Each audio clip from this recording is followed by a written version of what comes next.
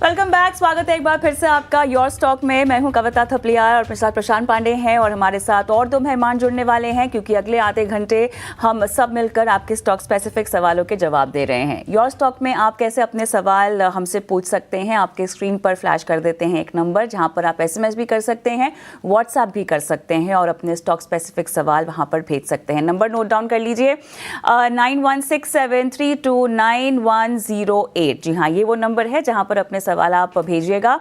Social media platform पर अगर हमें लाइव देख रहे हैं तो वहां भी अपने सवाल भेज सकते हैं, भले ही फेसबुक हो, इंस्टाग्राम हो, एक्स यानी ट्विटर, और खासतौर से यूट्यूब पर बहुत दर्शक देख रहे हैं तो वहां भी अपने सवाल डालिएगा। देखिए, स्टॉक स्पेसिफिक सवाल पूछ रहे हो तो स्टॉक का नाम, किस भाव पर लिया है और कब तक इसमें रुकना चाहते हैं।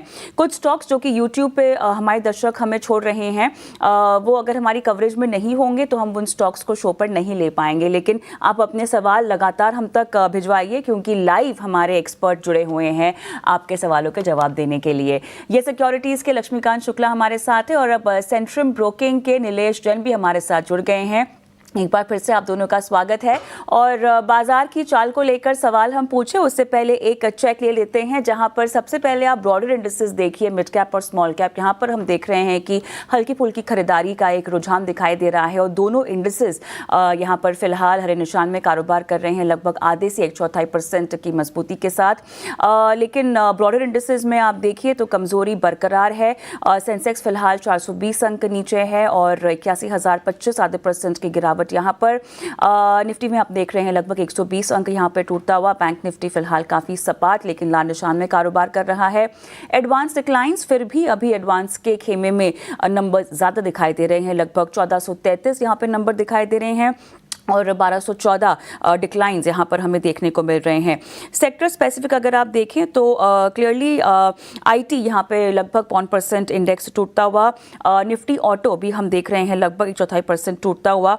खरीदारी देखिए आज PSU बैंक काउंटर्स में काफ़ी अच्छी खासी हो रही है। ये पूरा जो खेमा है अच्छी खासी खरीदारी का एक रुझान दिखा रहा है। 2% के पार हमें इंडेक्स जाता हुआ दिखाई दे रहा है। तो यहाँ पर निफ्टी PSU बैंक में अच्छा खासा एक्शन है आज के सत्र में। फार्मा लगभग हम देख रहे हैं आधा % टूटा हुआ। FMCG में भी आज खरीदारी हो रही है लगभग 0.5% की। लेकिन आईटी और मेटल्स यहां पर हम देख रहे हैं जो ग्लोबल ट्रिगर्स हैं वो काफी हद तक काम करते हुए दिखाई दे रहे हैं। 1% के पार की गिरावट निफ्टी मेटल में हमें दिखाई दे रही है, लगभग 1.5% पूरा ये काउंटर टूटता हुआ हमें दिखाई दे रहा है।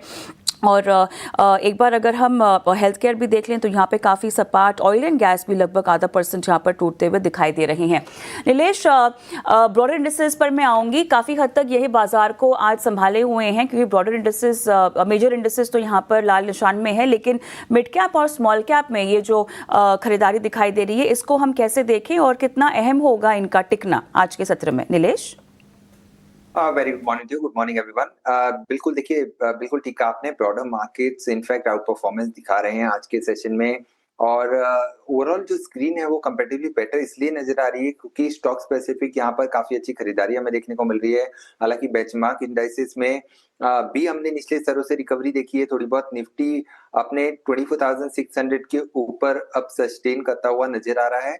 तो ओवरऑल स्ट्रक्चर की बात करें तो ये जो कंसोलिडेशन हम देख रहे हैं वो यहाँ से थोड़ा और कंटिन्यू हो सकता है, बट निगाहें बैंकिंग क्षेत्र पर होनी चाहिए। बैंकिंग स्टॉक्स कंपैरेटिवली बेटर नजर आ रहे हैं। बैंक निफ्टी हमें यहाँ से ऐसा लग रहा है कि आज 55,800 के ऊपर निकल सकता है। जिस हिसाब से RBI पॉलिसी के पहले हमें PSU बैंक्स में खरीदारी देखने को मिल रही है तो ओवरऑल यहाँ पे जो मोमेंटम है PSU बैंक्स का वो कंटिन्यू होता हुआ नजर आ सकता है। और जहां तक ब्रॉडर मार्केट्स की बात है, देखिए comparatively structure Nifty mid cap और स्मॉल कैप का बेहतर नजर आ रहा है। जिस हिसाब से एक series of high top and high bottom formation हम चार्ट पे देखने को मिल रही है तो स्ट्रक्चर पॉजिटिव है ब्रॉडर मार्केट्स का और इसी स्पेस में फोकस करने की सलाह होगी। स्टॉक स्पेसिफिक और सेक्टर स्पेसिफिक खरीदारी हमें देखने को मिल रही है तो वहां पे फोकस करके चल सकते हैं। ये है राय आपको मिलती हुई तमाम बाजार के लेवल्स पर। चलिए पहले कॉलर को अपने साथ जोड़ते हैं। सावली जी हमारे साथ इस वक्त बनी हुई हैं। नमस्कार, कहाँ से बोल रही हैं आप? नमस्कार नमस्कार, मैं गुड़गांव से बोल रही हूँ। गुड़गांव से, चलिए बताइए क्या आपका सवाल है? मेरा सवाल है कि मेरे पास अदानी विल्मर का शेयर है 2631 क्वांटिटी। ठीक है। 463.84। ठीक है, ठीक है। और भी है वोल्टास है 475 क्वांटिटी, रेट ऑफ 1273 रुपीज। ठीक। और जिल है 2500 क्वांटिटी 184.72 प्राइस पे। जील जील आपने बोला ना? जिल राइट। हाँ हाँ, अभी अभी जो 129 रुपए पे चल रहा है वही। राइट 129। ठीक है। वोल्टास आपने 1200 के आसपास खरीदा है ना? वोल्टास का है मेरा बाइंग प्राइस 1200 के आसपास है कुछ। 1277.43। ठीक है, ठीक है। नजरिया बता पाएंगी आप कितना समय देना चाहती हैं? नहीं, वेट कर सकते हैं, हालांकि अदानी विल्मर काफी टाइम से होल्ड मतलब ठीक है। अबाउट 3 इयर्स ऑलमोस्ट हो गया है, उसको होल्ड पे ही है, बट इसका कोई अभी तक रिजल्ट आउटकम नहीं आया है। जी बिल्कुल, होल्ड कर सकते हैं। ठीक है। चलिए, तीनों स्टॉक पे बारी बारी से राय दे। अदानी विल्मर पे तो अभी थोड़ी देर पहले हमने राय दी थी। नीलेश जी, मैं आपके पास आना चाहूँगा। ज़रा बताइए, अदानी विल्मर 464 की इनकी खरीदारी है। जी एंटरटेनमेंट इन्होंने जो है वो थोड़ा ऊपरी स्तरों पर ख़रीदा हुआ है, और वोल्टास इन्होंने 1277 के भाव पे ख़रीदा है। इन तीनों पे बताइए, समय देना चाहती हैं पूरा, लेकिन रणनीति भी जानना चाहती हैं। बिल्कुल, देखिए सबसे पहले अडानी विल्मार इस पर्टिकुलर स्टॉक पे नजर डाले तो लगातार हमने गिरावट का जो सिलसिला है वो कंटिन्यू होते हुए देखा है। यहाँ पर स्ट्रक्चर अभी भी वीकर साइड में है, हो सकता है कि यहाँ पे थोड़ा कंसोलिडेशन हम देख सकते हैं, एक पुल बैक भी देखने को मिल सकता है, बट जिस हिसाब से काफी ऊपरी स्तरों की खरीद है उस स्तर तक आने के लिए काफी ज्यादा समय देना पड़ सकता है। अगर लंबे लॉन्ग टर्म का नजरिया है तो बिल्कुल यहाँ पर के लिए एक बार के लिए बने रह सकते हैं, बट इंपॉर्टेंट सपोर्ट यहाँ पर है 250 का, तो 250 पे एक स्टॉप लॉस यहाँ पे रखने की सलाह होगी। उसके नीचे फिसलता है तो एक बार फिर से रिव्यू करें, और बने रहना चाहते हैं तो यहाँ पर ऊपरी स्तर पर 300 के ऊपर अगर ये निकलता है तब यहाँ पे 350 तक का मुंह हमें देखने को मिल सकता है। तो लॉन्ग टर्म का नजरिया है तो ही बने रहे with stick stop loss. Zee entertainment, देखिए इसका स्ट्रक्चर कंपैरेटिवली थोड़ा बेटर नजर आ रहा है, जिस हिसाब से निचले स्तरों से हमें रिबाउंड देखने को मिल रहा है, तो ये मोमेंटम है थोड़ा एक्सटेंड हो सकता है। ऊपरी स्तर पर 140 145 तक का एक मूव हम यहाँ पे देखने को मिल सकता है। 120 के नीचे जब तक नहीं फिसलता है तब तक यहाँ पर लॉन्ग पोजीशन है तो बने रह सकते हैं। इसके अलावा तीसरा स्टॉक आई थिंक वोल्टास था। वोल्टास पे अगर हम नजर डालें तो यहाँ पर भी एक बेस फॉर्मेशन होता हुआ नजर आ रहा है। 1200 का स्टॉप लॉस लगा के लॉन्ग पोजीशन है तो बने रह सकते हैं। ज्यादा बड़ी अपसाइड फिलहाल नजर नहीं आ रही है, बट यस 1300 1350 तक का एक मूव यहाँ पे देखने को मिल सकता है, बट 1200 का स्टॉप लॉस यहाँ पे जरूर मेंटेन करें। ये तमाम काउंटर्स पर सलाह मिलती हुई नीलेश से, लेकिन हम आगे बढ़ते हैं और विजय कुमार साहब का सवाल लेते हैं गाजियाबाद से। नमस्कार विजय जी। नमस्कार ma'am, Vijay Subra this side. जी सर। मैंने मडगांव डॉक का मैंने 1300 क्वांटिटी परचेज किया है और प्राइस है 3512। एग्जैक्टली, लास्ट वीक में ही फ्राइडे को परचेज किया। तो what is the near term future, should we hold it or book losses? Last week ही लिया आपने ना? जी, फ्राइडे को। जी बिल्कुल। 7.5% डाउन। एग्जैक्टली। लक्ष्मीकांत जी, पिछले एक महीने का अगर हम चार्ट देखें तो काफ़ी बढ़िया रनअप यहाँ पर देखने को मिला है। 3751 का एक हाई भी पिछले एक महीने में हमें अभी हाल ही में ये लगता हुआ दिखा है। अब इनकी बाइंग प्राइस तो 3512 है। कितना रुकें पोजिशनली, अगर स्टॉप लॉस के साथ आप इनको रुकने की सलाह दें? देखिए, फ्राइडे को यहाँ पर एक गैप डाउन ओपनिंग देखने को मिली थी, और जिसके जो प्रीवियस स्विंग लो थे वो 3426 के आसपास नजर आ रहे हैं, और आज यहाँ पर हमें एक फॉलो थ्रू सेलिंग देखने को मिल रही है। तो लगता यह है कि जिस हिसाब से फॉलो थ्रू सेलिंग देखने को मिल रही है, मुझे लगता है ये करेक्शन थोड़ा सा बढ़ सकता है। तो आने वाले समय में ये जो स्टॉक है वो हमें निचले स्तर पर हम देख पाएंगे। कुछ 2 से 3 दिनों का अगर ट्रेंड हम देख पा रहे हैं, जैसे कि इन्होंने शॉर्ट टर्म ट्रेडिंग के लिए सलाह मांगी है, तो यहाँ पर मुझे एक प्रॉफिट बुकिंग आती हुई दिखाई दे रही है। जो इनिशियल लेवल्स के जो नेक्स्ट स्विंग लो हैं वो दिखाई दे रहे हैं अभी 3390 के आसपास। अगर उसके नीचे की क्लोजिंग होती है देन हमें 3200 के भी लेवल्स हम इस स्टॉक में देख पाएंगे।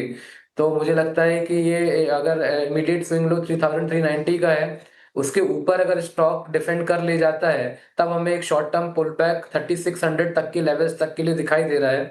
अगर ये 3390 के नीचे की क्लोजिंग देता है तो देन इनको एग्जिट करना चाहिए। और दूसरे किसी अच्छे स्टॉक्स में ट्रेड करना चाहिए।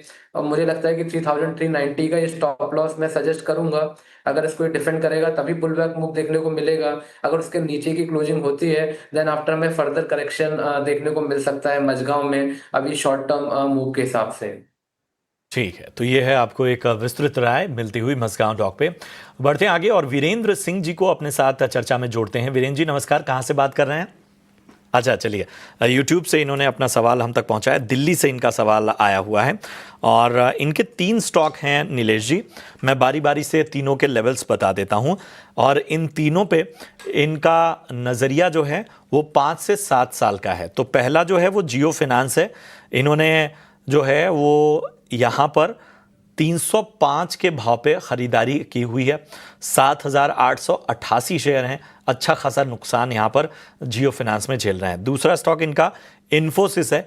यहाँ पर इन्होंने 1522 के भाव पे खरीदारी की हुई है और ये जो इनका नज़रिया है वो 5 से 7 साल का लेकर चल रहे हैं दोनों ही स्टॉक पे। दिग्गज स्टॉक हैं। इन्फोसिस में तो मुनाफा है लेकिन जियो फाइनेंस में अच्छा खासा नुकसान है। एक बार फिर से मैं नीलेश जी लेवल्स बता देता हूं। जियो फाइनेंस 305 और इन्फोसिस 1522।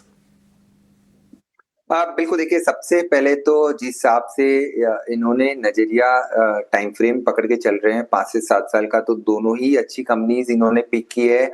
जहां तक जियो फाइनेंस की बात है तो लॉन्ग टर्म के लिहाज से काउंटर काफी अच्छा है और फिलहाल शॉर्ट टर्म के लिहाज से भी अगर हम देखें तो काउंटर में स्ट्रेंथ है। एक निचले स्तरों पर बेस फॉर्मेशन 200-220 के जोन में बनता हुआ नजर आ रहा है, तो वहां से लगातार एक रिबाउंड जो है वो कंटिन्यू होता हुआ नजर आ रहा है। तो 320-330 के लिहाज से शॉर्ट टर्म में हमें एक मोमेंटम देखने को मिल सकता है, बट लंबा नजरिया है तो काउंटर में पोटेंशियल है कि यहाँ से काउंटर 500-700 तक के भी लेवल दिखा सकता है नेक्स्ट 3 to 4 इयर्स में। हालांकि 5 से 7 साल का काफी लंबा नजरिया है, उसके लिए इनको कंटिन्यूस क्वार्टरली रिजल्ट को मॉनिटर करते रहना होगा। बट फिलहाल के लिए काउंटर में स्ट्रेंथ नजर आ रही है, शॉर्ट टू मीडियम टर्म के लिहाज से बने रह सकते हैं। इन्फोसिस देखिए, इस पर्टिकुलर काउंटर ने काफी अच्छा कैगर रिटर्न दिया है। अगर पिछले 10-15 सालों की बात करें तो काउंटर एक अच्छी पेडिग्री का है, लार्ज कैप आईटी काउंटर है, तो यहाँ पर भी बिल्कुल बने रह सकते हैं। एक सेक्युलर अपट्रेंड में रहा है लगातार। जो अपमूव हमने यहाँ से 2001 से कंटिन्यू होता हुआ देखा था वो अभी भी यहाँ पर मंथली टाइम फ्रेम पे देखे तो एक्सटेंड होता हुआ नजर आ रहा है। तो काउंटर में स्ट्रेंथ है और बिल्कुल बने रहने की सलाह होगी। यहाँ पर भी निचले स्तर पर 1300 के आसपास का काफी इंपॉर्टेंट सपोर्ट है। जब तक वो ब्रेक नहीं होते तब तक आउटलुक पॉजिटिव है। तो ये तो शॉर्ट टू मीडियम टर्म के लिहाज से हुआ, बट यस 5 to 7 ईयर्स के पर्सपेक्टिव से यहाँ पर भी बने रहने की सलाह होगी। ऑलराइट, आगे बढ़ते हैं। गुड़गांव से रेखा जी फोन लाइन पर है। नमस्कार मैम, कैसी हैं? Good morning. Good morning ma'am, अच्छी हूँ। बताइए आपने क्या स्टॉक खरीदा हुआ है? मैम मैंने वोडाफोन के 80,000 शेयर लिए 7.15 के रेट में। 7.15 नो? हाँ जी, हाँ जी जी जी, बताइए। तो ये क्या इनके रेट बढ़ सकता है, चांसेस है? आपको और कितना समय देना होगा? मैम 1 महीना या 2 महीने। 1 महीना आप देना चाहती हैं, चलिए ठीक हाँ है। जी। ओके, लक्ष्मीकांत जी क्या सलाह होगी वोडा आइडिया? देखिए, जैसा कि हम सभी जानते हैं कि वोडा आइडिया के जो शेयर्स हैं वो नेगेटिव डाउनवर्ड ट्रेंड में काफी दिनों से ट्रेड कर रहे हैं और ये स्टॉक हमेशा ही किसी ना किसी नेगेटिव न्यूज का शिकार होता हुआ दिखाई दिया है। तो अभी भी जो की हर्डल्स हैं इसमें बने हुए हैं। मेजर अपसाइड का मूव तो आता हुआ नजर नहीं आ रहा है। जो अपर साइड के रेजिस्टेंस है वो 8 से 10 रुपए के आसपास है और एक इमीडिएट रेजिस्टेंस जो कि हमें दिखाई दे रहा है वो 7.20 पैसे के आसपास आ रहा है। तो ओवरऑल ट्रेंड तो डाउनवर्ड का है और मुझे लगता है कि अगर ये अपने जो इमीडिएट सपोर्ट है 6.5 का, उसके नीचे अगर सस्टेन होता है तो देन आफ्टर हमें फर्दर सेलिंग प्रेशर देखने को मिल सकता है और फिर अपने इसमें फिर हमें एक और डाउनवर्ड मूव देखने को मिलेगा जो कि इस स्टॉक को 3 रुपए तक भी पुश कर सकता है। तो मुझे लगता है कि इनको स्टॉक्स में एग्जिट हो जाना चाहिए और जो दूसरे बेहतर स्टॉक्स हैं वहां पे ट्रेड करना चाहिए ताकि ये मार्केट से कुछ अच्छे रिटर्न निकाल सके।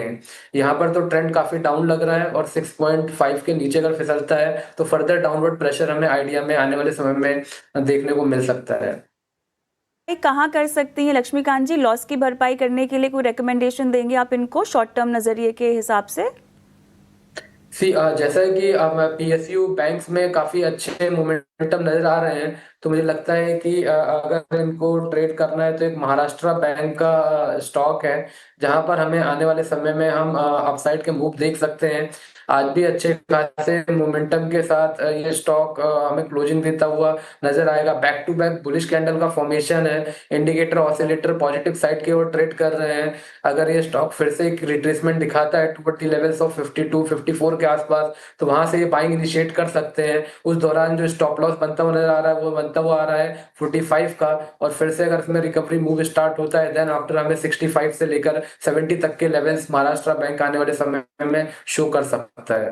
तो चलिए महाराष्ट्र बैंक में बाय करके ये चल सकते हैं। चलिए महाराष्ट्र बैंक में खरीदारी और 45 का स्टॉप लॉस और आपको रुके रहने की सलाह। जो वोडा आइडिया में आपको नुकसान हो रहा है रेखा जी, उसकी भरपाई के लिए ये शॉर्ट टर्म के लिहाज से रणनीति। एक ब्रेक लेते हैं, ब्रेक के उस पार भी हमारे दोनों एक्सपर्ट बने हुए हैं। दर्शकों के सवाल भी लगातार हम ले रहे हैं, यूट्यूब पर भी देख रहे हैं, तो अपने सवाल कमेंट बॉक्स में डाल दीजिए। मिलते हैं ब्रेक के बाद।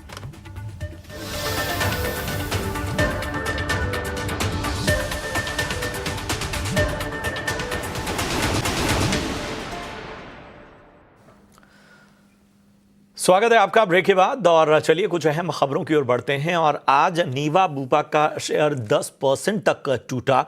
आखिर क्या रही वजह, बताने के लिए जुड़ चुके हैं मेरे सहयोगी अनुराग जोशी। जी अनुराग, बताएं आखिर इस गिरावट की वजह क्या रही?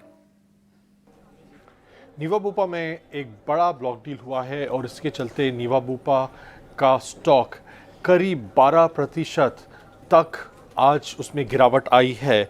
अभी सूत्रों ने ईटी नाउ स्वदेश को बताया है कि जो कंपनी के सीईओ हैं कृष्णन रामचंद्रन और एक प्राइवेट इक्विटी निवेशक हैं ट्रू नॉर्थ, इन्होंने अपनी कुछ भागीदारी कंपनी में एक ब्लॉक डील के ज़रिए बेची है। और ये ब्लॉक डील 11% डिस्काउंट पर हुआ है और कंपनी के 7.2% जो शेयर होल्डिंग है ये दोनों ने मार्केट में बेची है। कृष्णन रामचंद्रन जो कि कंपनी के सीईओ और एमडी हैं, उन्होंने 1 करोड़ शेयर करीब 0.5% हिस्सा जो है उनका वो मार्केट में बेचा है।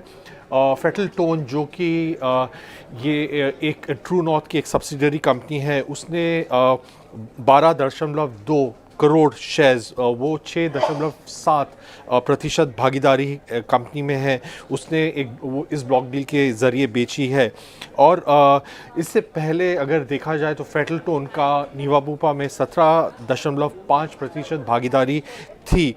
अभी दोनों जो पक्ष हैं, जो भी बेचने वाले पक्ष हैं, उनको 30 दिन की एक लॉक इन है। और ये अगर हम एक ट्रेंड के ज़रिए हम देखें तो हम ये देखा जा रहा है कि जो प्रमोटर्स हैं वह ज़्यादातर अभी ब्लॉक डील के द्वारा जो अपने शेयर्स हैं, जो अपनी कंपनीज़ में निवेश हैं, उसे मोनेटाइज कर रहे हैं। और उनको ज़रूरत अगर है कैश की, तो वह ब्लॉक डील के ज़रिए अभी मार्केट भी बहुत बढ़ रहा है। इसका फ़ायदा उठाते हुए कई प्रमोटर्स अपने मार्केट में अपनी जो भागीदारी है वो ब्लॉक डील के ज़रिए बेच रहे हैं। शुक्रिया करेंगे अनुराग आपका। और चलिए लगे हाथ नीलेश जी से नीवा बूपा पे राय भी ले लेते हैं। अच्छी खासी गिरावट यहाँ पर देखने को मिली है। नीलेश जी, क्या होगा एक्सपर्ट कमेंट?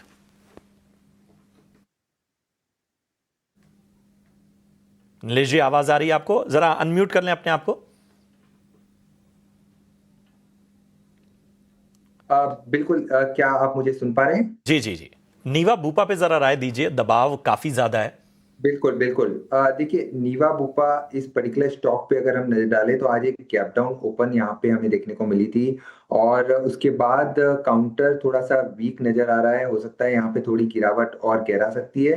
तो फिलहाल के लिए और इसके डेटा भी थोड़े से लिमिटेड है, क्योंकि counter less than 6 months old listing वाला है। तो यहाँ पर जो स्ट्रक्चर है वो ये इंडिकेट कर रहा है कि 80 का एक स्ट्रॉन्ग सपोर्ट है एंड 95 का एक रेजिस्टेंस। तो एक रेंज निकल के आ रही है। यहाँ पर फ्रेश खरीदारी की सलाह नहीं होगी। जिनके पास एग्जिस्टिंग लॉन्ग पोजीशन है वो 80 रुपीज के स्टॉप लॉस से एक बार के लिए बने रह सकते हैं, क्योंकि गिरावट के बाद काउंटर अपने सपोर्ट के आसपास आ चुका है। तो फ्रेश खरीदारी के लिहाज से बेहतर होगा कि अवॉइड करें। इसी स्पेस में से बेहतर विकल्प अवेलेबल है, वहां पर स्विच कर सकते हैं। तो नीवा बुपा नई खरीदारी से बचें, जिनके पास है वो 80 रुपए का स्टॉप लॉस लगाएं यहाँ पर। बहुत बहुत शुक्रिया करेंगे नीलेश जी आपका, और इसके साथ ही लक्ष्मीकांत जी आपका भी बहुत बहुत धन्यवाद। लेकिन जाने से पहले आप दोनों अपना अपना डिस्क्लेमर देते जाएं। नीलेश जी सबसे पहले आप। बिल्कुल देखिए, शो के दौरान जिन भी स्टॉक्स पर हमने राय दी है और रिकमेंडेशन दी है, वो हो सकता है हमने हमारे क्लाइंट्स को रेकमेंड किए हों, बट पर्सनल में हम कोई भी स्टॉक होल्ड नहीं करते। लक्ष्मीकांत जी आपका डिस्क्लेमर। या जिन भी स्टॉक्स के बारे में अभी हमने इस शो में चर्चा की है, उसमें मेरा कोई पर्सनल स्टॉक नहीं है जिसको मैंने खरीदा है। हालांकि हमारी क्लाइंट और जो ऑर्गेनाइजेशन है उनके ट्रेड हो सकते हैं। शुक्रिया करेंगे आप दोनों का इस शो में जुड़ने के लिए और बाजार के साथ ही आम दर्शकों के सवालों के जवाब देने के लिए। चलिए इसी के साथ यो स्टॉक में आज के लिए इतना ही। मुझे और कविता को आप इजाजत दीजिए, लेकिन एक्शन ईटी ना स्वदेश पर लगातार जारी है। ब्रेक के उस पार कमोडिटी बाजार की खबरें होंगी। बने रहिए हमारे साथ। नमस्कार।